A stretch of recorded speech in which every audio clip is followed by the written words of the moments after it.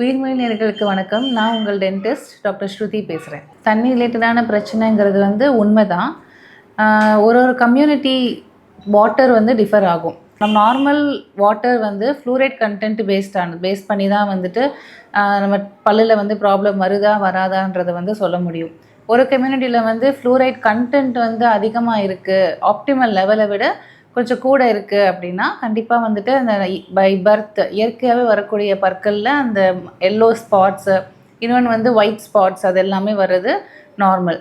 Optimal level maintain பண்ணுற community வாட்டரில் fluoride levels maintain பண்ணுறது நார்மல் டீத்திங்கில் ப்ராப்ளம் மோஸ்ட்லி வராது.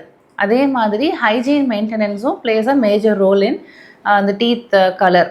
நம்மளுடைய நேச்சுரல் டீத்தோட கலரே எல்லோயிஷ் ஒயிட் தான்.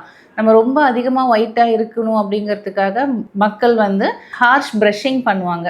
ஸோ அது மாதிரி பண்ணும்போது நேச்சுரல் பல்லு கலர் மாறவே மாறாது, அது அப்படி எல்லோயிஷ் ஒயிட்டாக தான் இருக்கும்.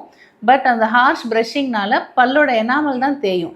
அப்படி எனாமல் தேயும் போது உங்களுக்கு நார்மல் எல்லோ விட கூடுதலான எல்லோயிஷ் கலர் உங்களுக்கு வெளியே தெரியலாம். எனாமல் லேயர் தேயும் போது உள்ளே இருக்கிற டென்டின் லேயர்னு ஒன்று இருக்கும், அது வெளியே பார்வைக்கு வரும்போது உங்களுக்கு ரொம்ப எல்லோயிஷாக தெரியும்.